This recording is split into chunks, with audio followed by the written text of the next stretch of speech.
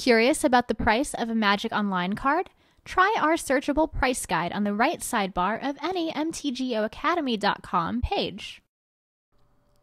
Okay, second round. We lost the die roll again. I don't think that's necessarily terrible for us. Yeah, this draw looks really good. Swordwise Centaur. Right into Agent of Horizons with Fall the Hammer available as well if he plays anything really sweet. I don't think Renowned Weaver counts as really sweet.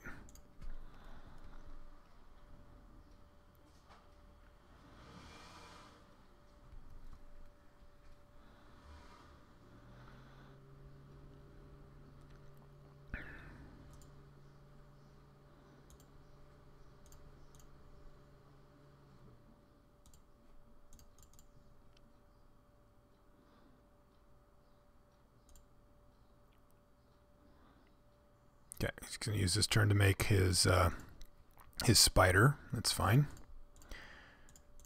Both of our creatures are better than his spider, so we're fine with that. Next turn we get a nice little setup too. We get to have Fall the Hammer and Mortal's Resolve out. Wow, double reach.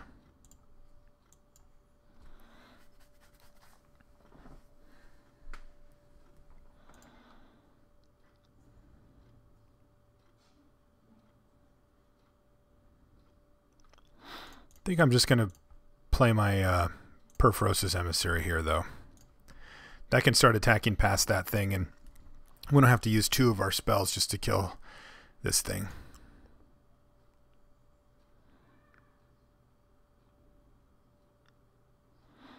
We've got a hand that goes pretty wide if it wants to. Where if he wants to try to build up a bunch on one thing, we can potentially kind of run him over here. Alright, interesting. So he's representing... Well, there's 2 combat tricks now that do the same thing. There's Savage Surge and the new green one as well that can untap his guy. He also could have the new Cockatrice, which we wouldn't really care about that so much.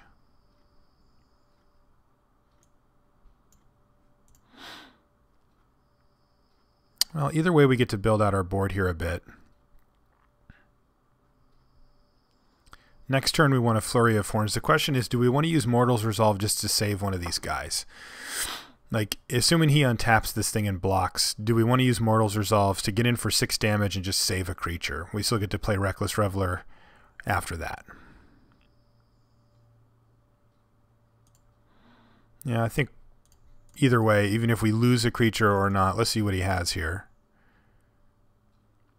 Oh, he has nothing?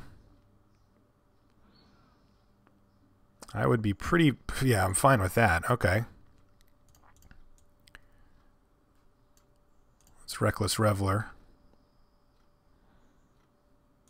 And just say go.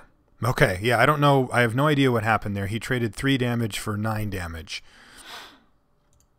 Renowned Weaver. Alright. You going to keep this one back?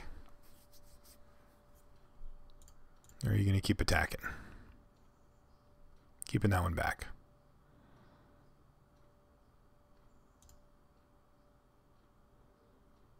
And we play Oakheart Dryads, which is kind of good here too.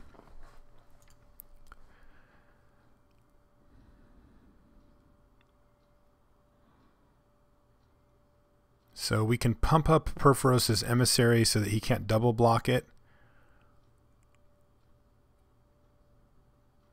I mean, he can double block it, but doesn't really get him where he wants to go. Or we can just Flurry of Horns here. He's left that mysterious 5 mana up again. That's 2 turns in a row. If I play Flurry of Horns and he goes, say... Well, that does make it really tough on him. He could trade here, eat this thing, take 3, 6, 7, 8, 9, 10, and go to 1? We'd be throwing away one of these 2, which are basically the same creature in this instance. I just don't love the idea that we have to tap out for it first. That just makes me really nervous.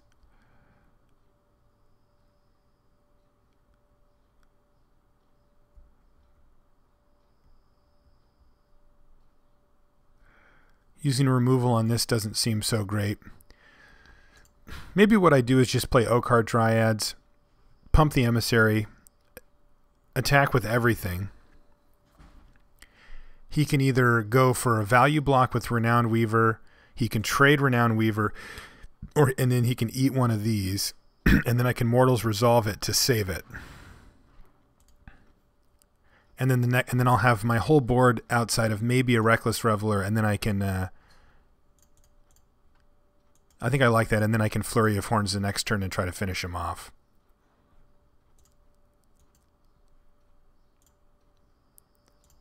So let's battle.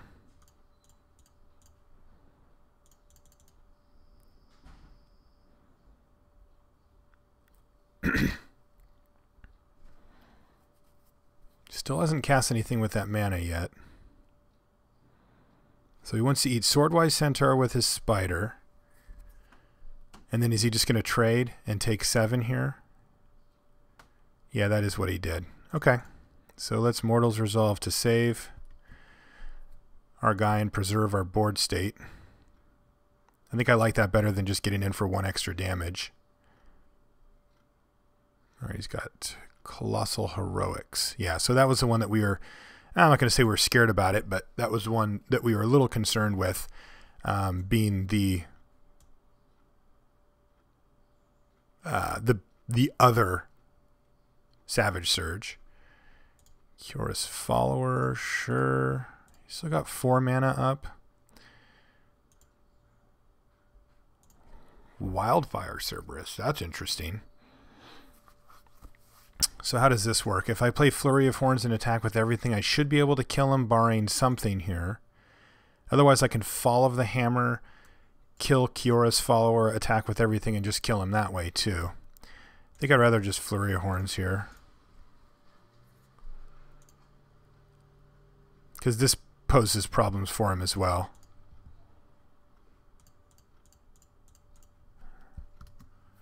Alright. So, what did he do? He made big tall creatures.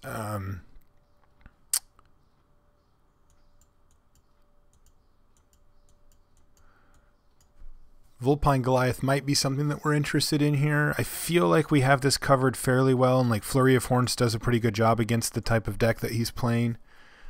Font of Ire is something we could consider. You know, if we really think he's trying to go longer, he was pretty defensive there with 2 of those spiders and reach and all that stuff. And maybe we just power through damage and finish him off with Font of Ire.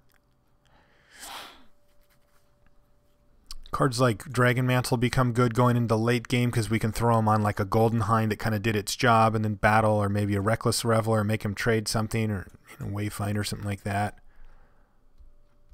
I think we can just run this back though. I don't know that Font of Ire is going to be just like amazing versus him, and I want to sit back and find out. All right, is this a keep? This is a card maybe I could have taken out actually.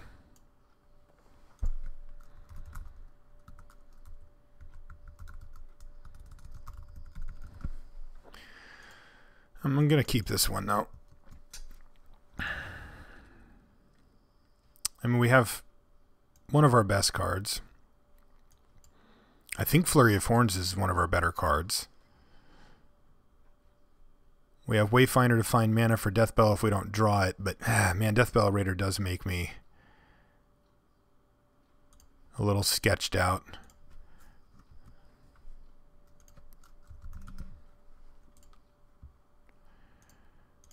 Burn Spell? No. Alright. Pressure. This is sketchy. You could play something big enough to block this and kind of get us here, but turn 2 is the earliest and best place for a Deathbell Raider, and that's when we're going to play it. Alright, we found Bolt of Keranos.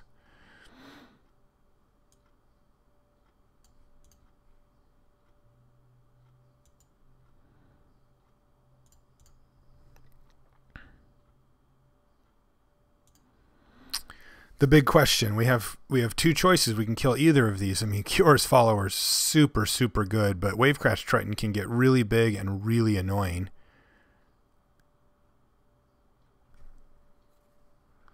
Thinking maybe we just have to let him have Kior's Follower. We have quite a bit of removal that will hit that later.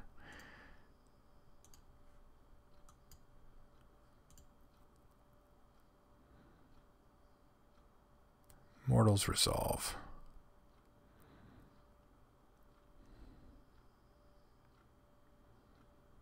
Sure.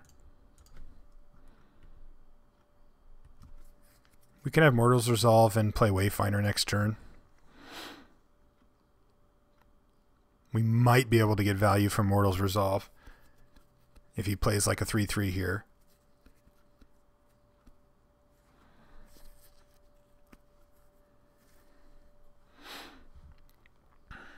That's a tough one.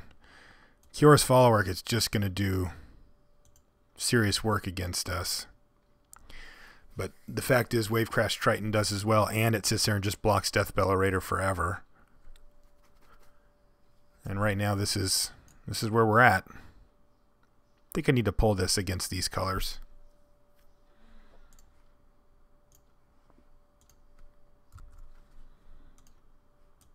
Yeah, like this could work out well for us.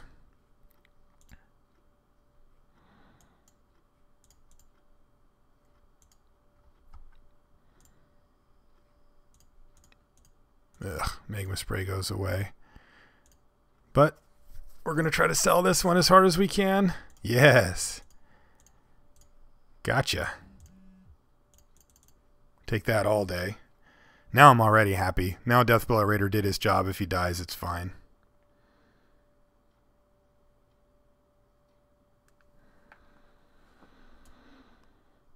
Oh, that's the bear? Okay.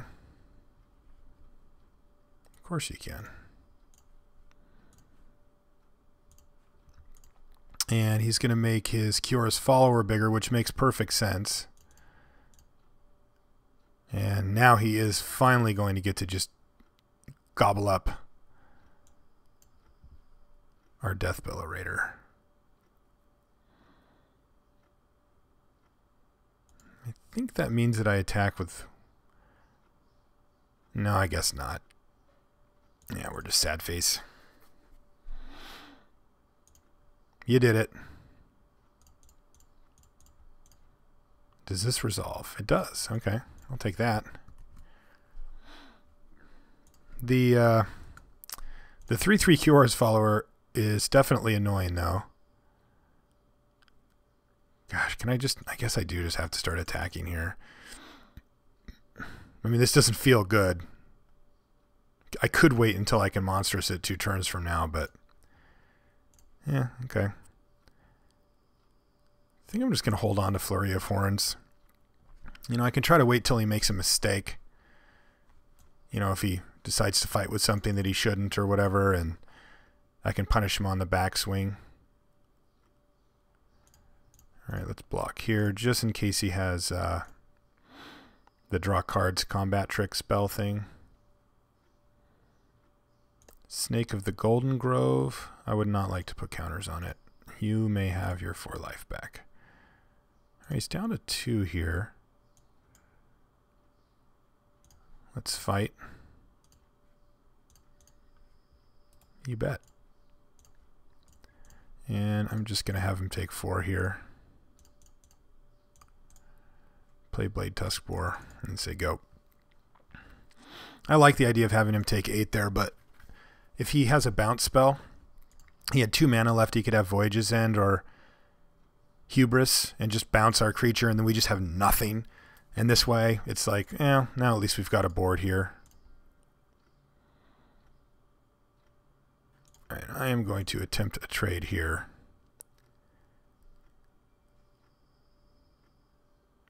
Normally, I'd like to just keep attacking with my Blade Tuskboar, but we are taking 7 here if this attack goes through, and his Kior's Follower allows him to like do some pretty gross things. All right, there we go.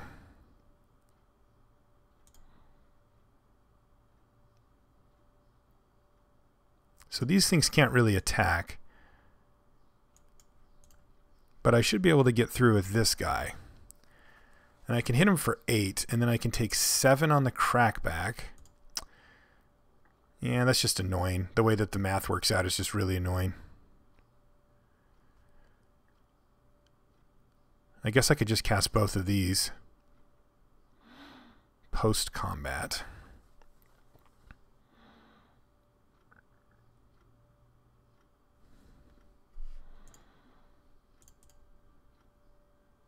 I gotta leave up this.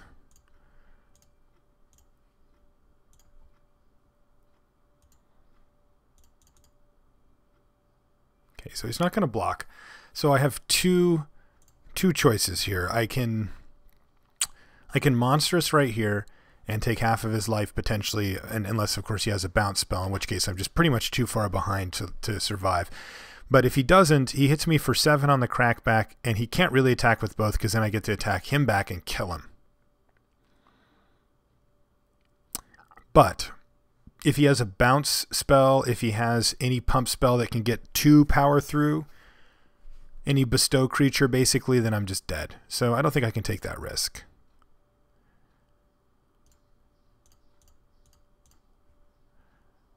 So let's play Flurry of Horns as blockers and Oakheart Dryads. And it sucked because I couldn't play Oakheart Dryads pre-combat because then I couldn't monstrous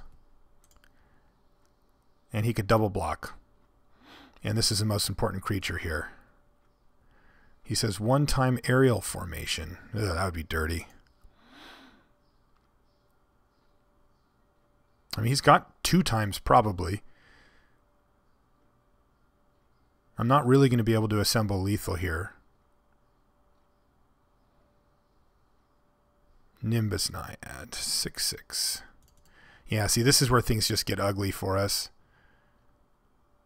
I don't think we're going to be able to survive here. There's a chance. A burn spell, maybe. Like if we can draw... let's see what we get. Reckless Reveler. No, that's not going to do it. I can attack with all of these.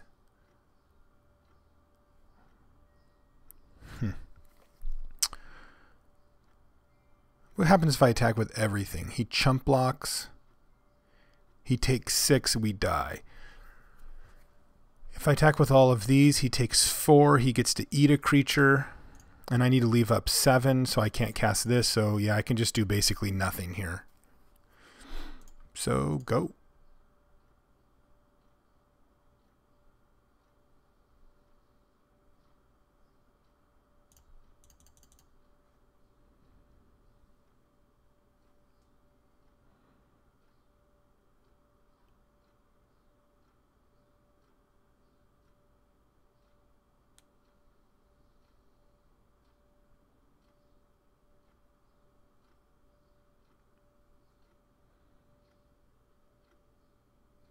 Colossal Heroics, pretty good. Hunter's Prowess. Well, shoot. That's game pretty much. That's a really good draw. Basically, we're forced to monstrous here. We take no damage this turn, but it's just out of range, and we don't have the burn spell here, so we're just going to die to it next turn. Basically, it was just like the sweetest pump spell he could draw there. So let's attack.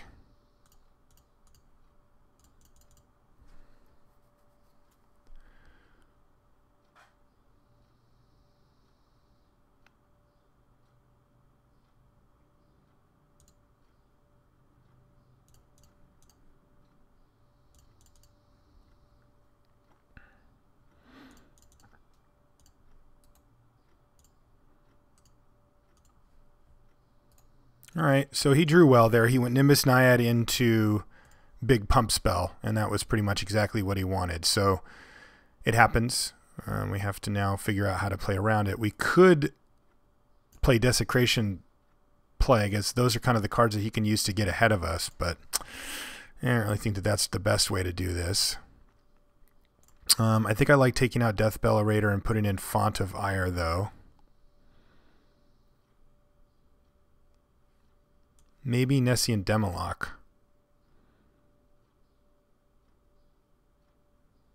For the Wildfire Cerberus. He still had stuff, though. Yeah, let's just run it. think if we can just get in 1 or 2 really big hits, we can use Font of Ire to finish him off. Or sometimes we can just overwhelm him. I mean, that game was very, very close. All right, we will go first. And we have to mulligan that one.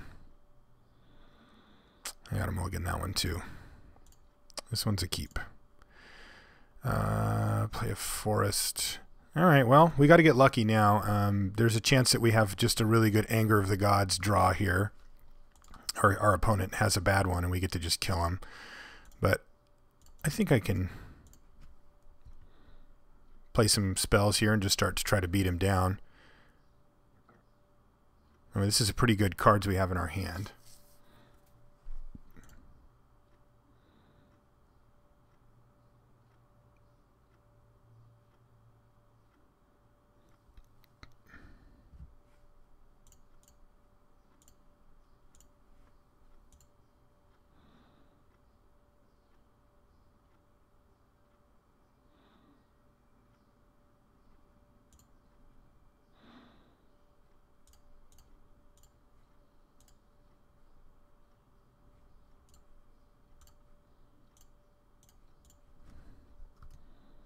Yeah, I mean, both of these creatures can successfully attack through a Nimbus Naiad, either trading or battling, so... Ooh, he's got Eidolon of Blossoms. Does he attack? No, he doesn't. Well, we do.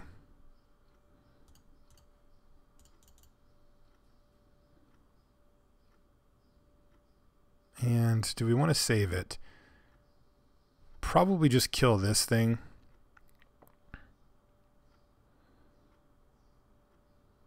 Eidolon of Blossoms is pretty scary.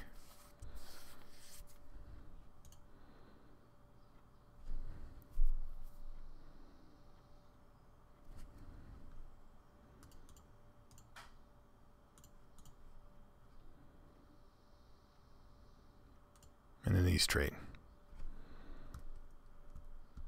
And we hope to draw some forests.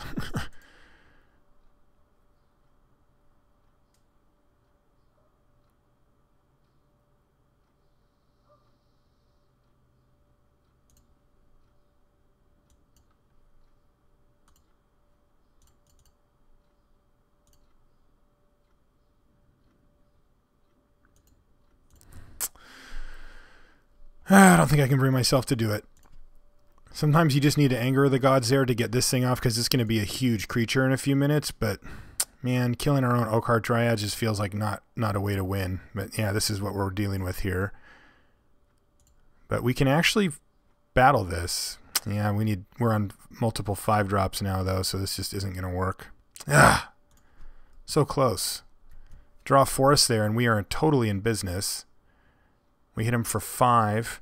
We make some wolves that can mitigate some of the damage here. Sure. 12 us. Let's see. Can we recover from that in any way? Probably not.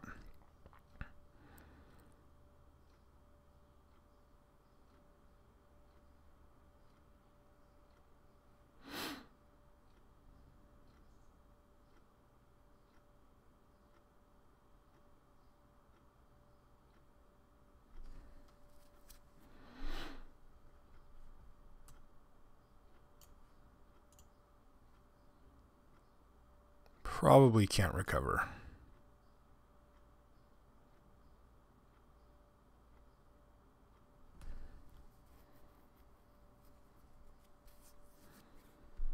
But mulligans to 5 will do that. They make your draws just super rough to clean up, you know.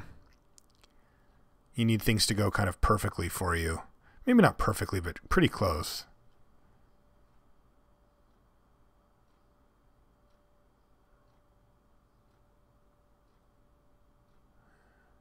Yeah, we just die.